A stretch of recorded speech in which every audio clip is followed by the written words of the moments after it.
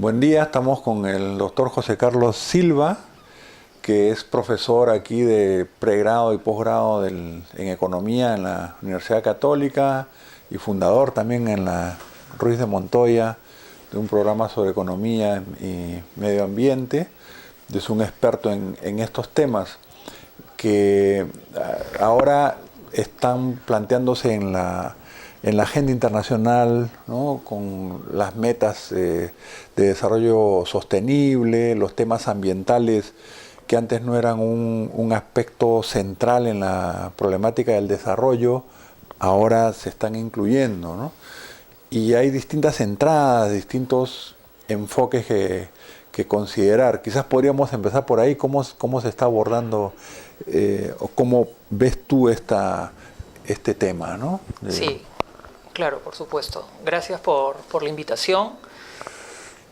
Sobre este tema de cómo ir vinculando, ¿no?, los temas de desarrollo con los temas de medio ambiente, lo que hay es, primero, lo bueno, ¿no?, que los temas ya están en agenda, ¿no? O sea, es parte de la discusión pública y de la discusión cotidiana, digamos, se habla constantemente de los temas ambientales, pero lo que está pendiente es una discusión más seria en el plano científico, porque estos temas están cargados de discursos y de narrativas que no necesariamente van de la mano con la realidad, ¿no? Empezando por narrativas como el mismo desarrollo sostenible, ¿no? El desarrollo sostenible parte, digamos, de la idea de crecimiento sostenible.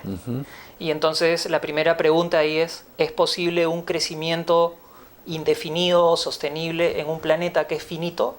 ¿No? Te plantea uno de los principales debates, que es el debate de los límites del crecimiento, por ejemplo, ¿no? Y a partir de eso, digamos, se pueden construir muchas otras cosas más, ¿no? Ahora, en la Unión Europea, por ejemplo, se habla de la economía circular, ¿no?, que es otro nombre quizás de lo mismo, ¿no?, de desarrollo sostenible, pero ahora es economía circular. Pero pocos se ponen a reflexionar las posibilidades de esta economía circular o lo que vendría a ser un reciclaje 100%, ¿no? Y luego nos damos cuenta que en realidad la economía no es circular, sino es una economía que es entrópica. Solo basta pensar en el petróleo o el resto de energía fósil, que cuando la usamos se convierte en calor disipado y dióxido de carbono, que ya no es útil, que ya no se puede volver a usar. Y entonces, ¿qué reciclaje o qué economía circular es posible en una economía mundial que funciona en base al petróleo y a la energía fósil? O sea, es una narrativa falsa. Tú me hablabas algo del metabolismo social como concepto. Exacto, sí. Es un concepto que se usa en la economía ecológica y que tiene que ver con mirar a la sociedad y a la economía en particular, si quieren, como un sistema abierto a la entrada de materiales y energía con su medio ambiente, ¿no? A la entrada y a la salida de materiales y energía con su medio ambiente.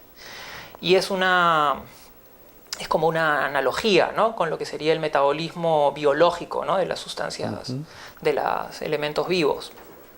Y aquí el punto es que al mirar a la sociedad y al pensar la economía, ¿no?, como un ente vivo, ¿no?, estamos empezando a mirar no solamente crecimiento, ¿no?, porque si uno ve un ser vivo, los seres vivos crecen, pero también llegan a una etapa de madurez y de ahí mueren, ¿no? Claro. O sea, son ciclos naturales, no es que exista un continuo crecimiento siempre, ¿no? Lo que hay es una, digamos, reproducción, ¿no? O sea, entonces, para mantener más que crecer, ¿no?, para tener el mantenimiento de algo, ¿no?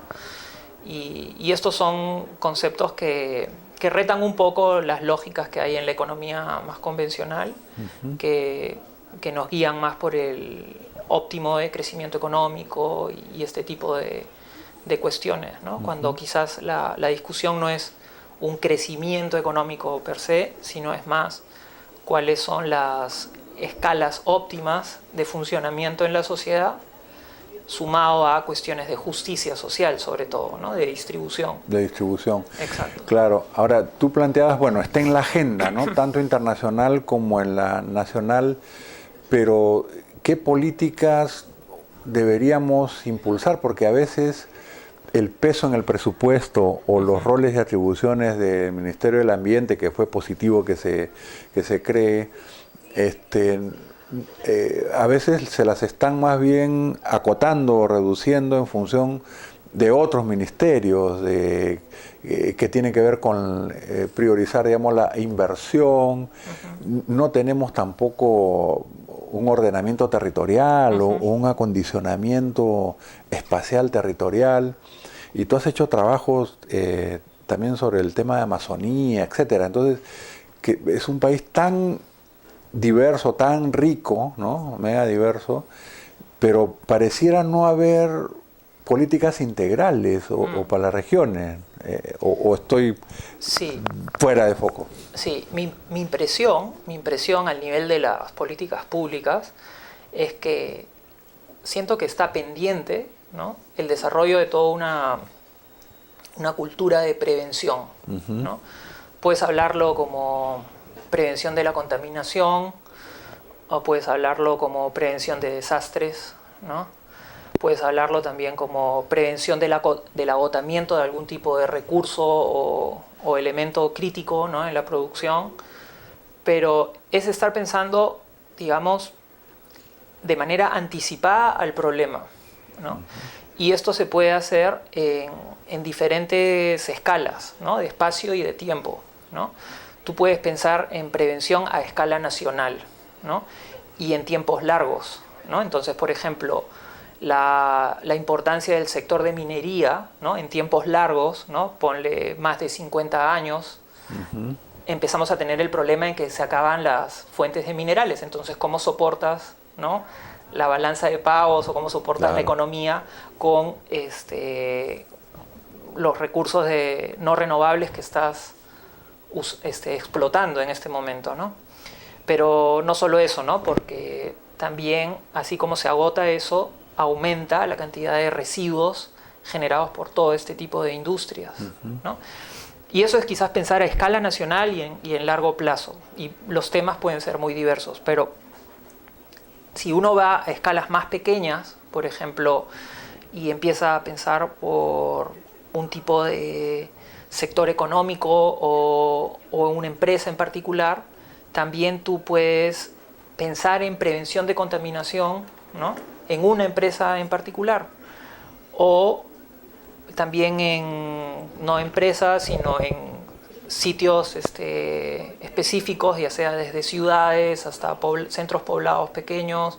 También puedes ir incorporando conceptos de prevención. La idea es adelantarte a los problemas, ¿no? Y no solamente pensar en cuestiones correctivas o ir persiguiendo el problema, ¿no? O sea, por ejemplo, una empresa contamina y entonces recién yo de ahí voy a fiscalizar, a medir, sino es ir antes, ¿no?, ver si este tipo de industrias va a contaminar. Y entonces tú vas poniendo las medidas de control de manera anticipada. Y en última instancia eso tiene que ver con algo que mencionaste, que es el ordenamiento del territorio, ¿no? Entonces, todo lo que es la planificación del territorio, ¿no?, de las actividades humanas dentro del territorio, se convierte en algo esencial, y yo diría que es la piedra angular, digamos, de lo que podrían ser políticas públicas de medio ambiente. Claro, es otra entrada, porque efectivamente, si uno ve Defensoría del Pueblo, la mayor parte de los conflictos son socioambientales. También has trabajado lo de conflictos, y son, como tú dices, prácticamente hacer control de daños, o ya cuando la cosa está en plena ebullición. Y tenemos, lamentablemente, también concesiones de mineras o petroleras que se superponen a espacios o territorios de comunidades, conflictos, minería, agricultura, el tema del agua, que están realmente creando situaciones bastante difíciles, ¿no? Sí, lo que he estudiado yo es, por ejemplo, el tema de los conflictos socioambientales, sobre todo el típico entre la agricultura y la minería. Es primero pensar a la minería de una manera más integrada, ¿no? O sea, la minería es parte de un complejo, Entonces a la minería se debe de entender como un complejo de minería, agua y energía, ¿no? O sea, porque una mina no funciona si es que no tiene la disponibilidad de agua y la disponibilidad de energía. Entonces tú evalúas ese complejo, esa es como una primera parte, ¿no? Y esto te lleva, digamos, a estudiar también el problema no solamente en la economía peruana, sino en la economía global. Porque casi la totalidad de los minerales que sacamos del Perú van para la exportación y van para el funcionamiento, o si quieres, el metabolismo de una sociedad industrial global, ¿no? ¿Y esto a qué te lleva, no? Con lo que mencioné de la degradación de la materia, de la ley de entropía, te lleva a que esta sociedad industrial, para que siga funcionando, para que se siga reproduciendo, necesita de una entrada de materia prima fresca constantemente, así no crezca, ¿no? La capacidad que ya existe necesita una entrada de materia prima fresca. Y lo normal es que se explote primero la materia prima de fácil acceso. Y al pasar del tiempo empiezas a sacar la materia prima de difícil acceso. Y esta materia prima de difícil acceso, que son lo que se dice las materias primas en las fronteras de extracción, en inglés se puede encontrar como los commodity frontiers, son difícil acceso por dos aspectos principalmente. Uno, el aspecto de biodiversidad, ¿no? Afecta zonas de alta biodiversidad. Y el segundo aspecto, si no más importante, que es donde viven también poblaciones locales, ¿no? Sobre todo pueblos indígenas, pueblos campesinos.